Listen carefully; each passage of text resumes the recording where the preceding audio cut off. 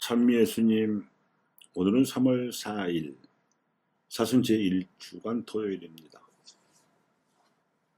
오늘 독서에서 모세는 이스라엘 백성에게 이렇게 가르쳤습니다. 너희는 마음을 다하고 목숨을 다하여 하느님의 법을 명심하여 실천해야 한다. 이러한 명령의 근거는 하나님께서 당신 백성으로 삼으신 이스라엘을 모든 민족들을 위해 높이 세우시어 진리의 빛을 비추는 거룩한 백성이 되게 하심으로써 이 빛을 받는 모든 민족들 안에 당신의 나라를 세워 인류를 구원하기 위한 창조 신앙이었습니다.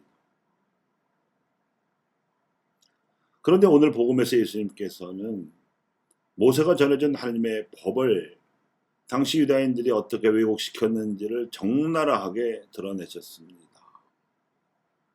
그분께서 제자들에게 하신 가르침에 따르면 내 이웃을 사랑해야 한다. 그리고 내 원수는 미워해야 한다고 이르신 말씀을 너희는 들었다고 전제하셨습니다.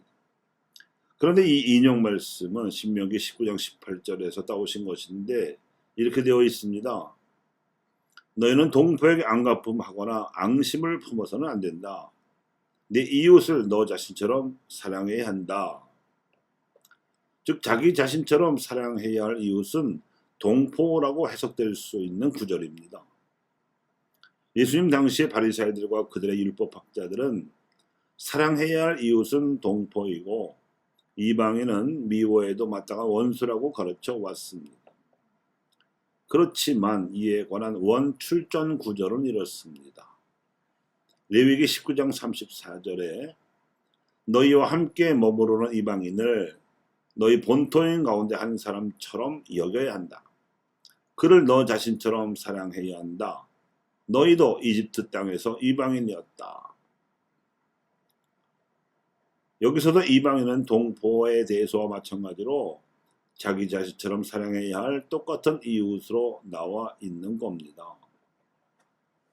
그래서 예수님께서 원수는 미워해도 괜찮다고 당시 청중들이 잘못 알고 있던 바를 지적하신 것입니다.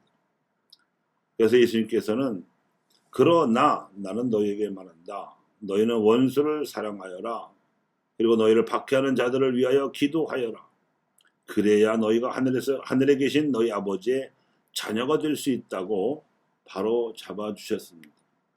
다시 말해서 이웃사랑에 있어 동포나 이방인의 구분은 필요가 없다는 뜻이고 그래서 예수님께서는 착한 사마리아 사람의 비유를 들려주셨습니다.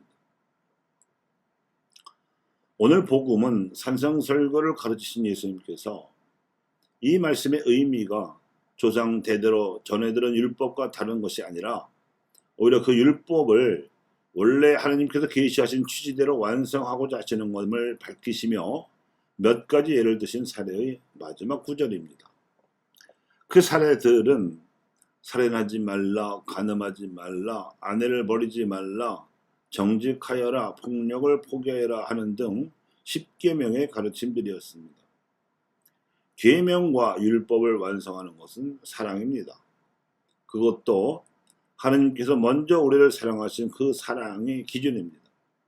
그 사랑을 본받는 것이 우리가 완전해지는 길이며 이로써 다른 민족들에게 하나님의 빛을 비추어 주라는 것이 창조 신앙입니다. 그래야 하나님 보시기에 좋은 세상이 창조될 것이기 때문입니다. 동포에 대해서건 이방인에 대해서건 하나님께서 창조하신 모든 사람에 대한 사랑으로 참된 행복을 이루기를 바라시는 이 계시에 대해서 우리는 믿음과 공동체로 응답해야 합니다.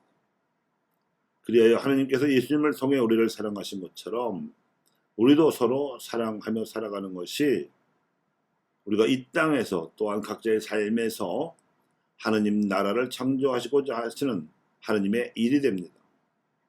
우리가 개인적인 삶에서든 가정이나 사회적 인간관계에서든 또는 나라와 문명을 이루어야 할 활동에서든 진리는 창조주 하나님의 사랑을 받아서 나누어야 하는 소명을 실천하는 것입니다. 이 진리가 하나님 나라를 각자의 삶에서 가정이나 사회적 관계에서 또한 나라와 문명에서 이룩하게 하는 힘이요 섭리입니다. 하나님의 말씀은 이를 위하여 주어진 설계도이며 그분의 영은 이를 위해 주어지는 기운입니다. 그리고 이 점에 있어서 기준이자 모범은 이웃사랑을 위하여 십자가를 짊어지고 부활하신 예수 그리스도이십니다. 그래서 주님의 가르침을 따라서 온전한 길을 걷는 이들과 마음을 다하여 그분을 찾고 그분의 법을 지키는 이들이 행복하다고 선언되고 있는 것입니다. 교우 여러분, 하나님께서 모델이 되라고 부르셨던 이스라엘이 예수님을 십자가에 못 박아 죽임으로써 부르심을 거부하자 다시 세우신 새 모델이 그리스도교입니다. 그런데 2000년을 흘러오는 동안 동서분열도 겪었고 내부 이탈도 겪었으며 공산주의나 이성주의 등 무신론 세력에 의해 포위당하기도 했습니다. 한국에서도 박해를 100년이나 겪었고 일제강점기 동안 프랑스 선교사 출신의 교구장이 채택한 정교 분리 노선 때문에 3.1 만세운동에 참가하지 못해서 동족으로부터 비난받는 아픔도 겪었습니다. 그 노선은 만약 천주교 신자들이 만세운동에 참가할 경우에 또다시 박해를 받게 될 것을 염려한 탓에 내려졌을 것입니다. 그러나 이제 우리는 하나님께서 우리를 사랑하신 것처럼 서로 사랑하라는 예수님의 가르침대로 사랑할 수 있는 새 출발선에 서 있습니다. 서양 선교사들이 아시아 선교 활동에서 겪었던 시행착오까지 바로잡을 수 있는 처지에 우리가 놓여 있기 때문입니다. 요한 바로 2세 교황님과 아시아의 주교인들께서 호소하신 대로 북녘 동포와 아시아의 이웃 민족들에게 한국의 그리스도인들이 착한 사마리아 사람이 되어서 하나님의 사랑을 전할 수 있는 절호의 기회를 맞이하고 있는 것입니다. 지금이 바로 은혜로운 때이며 오늘이 바로 구원의 날이네.